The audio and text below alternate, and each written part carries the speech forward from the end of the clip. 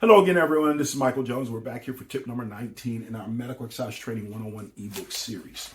Now, tip number 19 is one, this will vary, but we're going to try to give you some general guidelines. And the question is, what is the average number of MET sessions most MET clients require?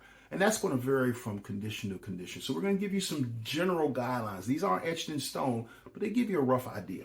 And the one thing I want you to remember with this is medical exercise training, when we started it back in 1994, was never to be an ongoing thing forever. It was to be a specialized exercise service that lasted for a period of time until the client reached their optimal level of function. Once they reached their optimal level of function, then the client could be stepped down back to personal training or maybe into a group type of training. But you, the medical exercise professional, always understood the criteria and the guidelines and the indications and contraindications with this client so you could oversee and continue working with them, but you didn't necessarily have to keep them at the level of medical exercise training. They could be stepped down to personal training or to group-based exercise. So if you don't mind, let me read this passage.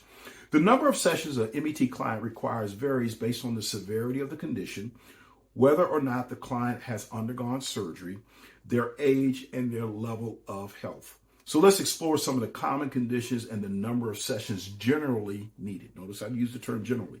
The first is arthritis. In the early stages of medical exercise training, an arthritic client may require 1 to 2 sessions per week, maybe even 3, but 1 to 2 sessions per week at a minimum. These initial sessions are designed to improve strength and flexibility, improve endurance, and in some instances, reduce weight. As the client improves, the frequency is moved up to 2 to 3 times a week because now, as they're getting stronger, they're getting more flexible, and they're having less pain because they're moving. Now we may increase the frequency.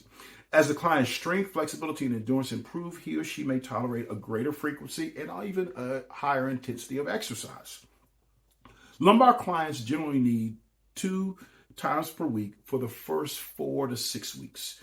The program initially focuses on improving spinal stability and strength, cardiovascular endurance, lower extremity strength, as well as weight loss. After this initial period, a reassessment is performed, and if the client is progressing well, then the sessions may be increased to 3 times per week, and the program intensity is increased. The lumbar client may or should be reassessed every 30 days and continue on with spinal stabilization, lower and upper extremity strengthening, and weight management if necessary. Total joint replacement clients normally require programs consisting of 2 sessions per week for 4 to 12 weeks.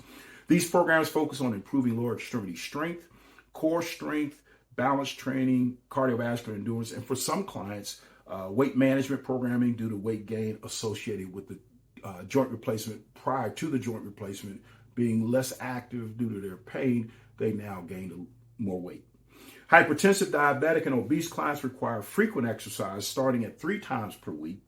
The exercise should include low intensity cardiovascular training, strength training, daily blood pressure monitoring, which you should monitor and send that information to their physician or primary care provider, as well as blood glucose self-testing done by the client. That should be recorded, and also those numbers given to the physician or the medical provider. A lifestyle management segment should be incorporated into the program for these clients because, folks, remember, you're seeing these clients, as we said, 2-3 times a week, maybe more, and you're seeing them at a far greater frequency than the physician or the nurse practitioner or the physician assistant is seeing them. So with that, sharing this information with the medical providers, such as blood glucose levels or blood pressure levels, really does help them. But along with that, you now become the eyes and ears of the medical provider, as well as the first line and last line of defense in our healthcare system. If you see clients that are having exorbitant blood pressure values or exorbitant blood glucose values, those need to be reported. You need to communicate with the doctor, therapist, or chiropractor. Let them know what's going on, because this may save a person's life, or it may prevent a stroke or a heart attack. So this becomes vitally important.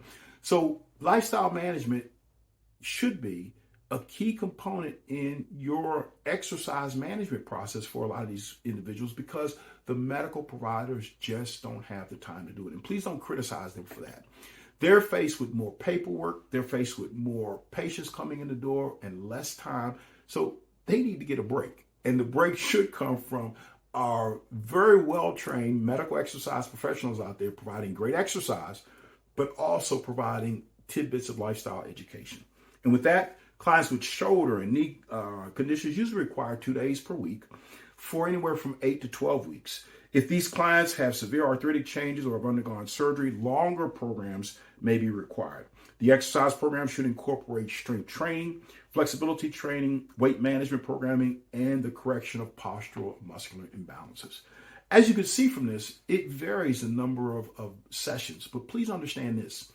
Medical exercise training, again, was never designed to last for an infinite period of time, in that you just continued on with medical exercise training. At some point, the client should reach a plateau or reach their optimal level of function, their individual optimal level of function.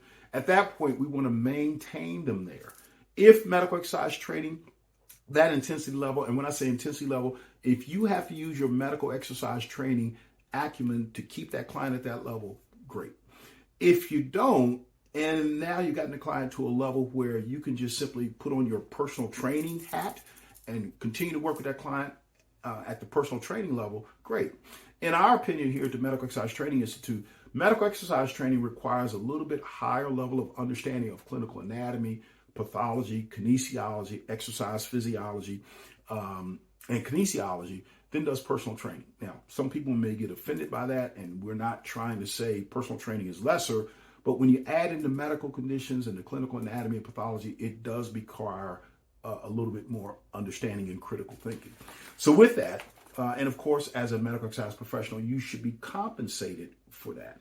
So just like we see in the healthcare settings, we want to move patients out of hospital settings into rehab hospital settings, from there into home settings, so we can actually help control the cost.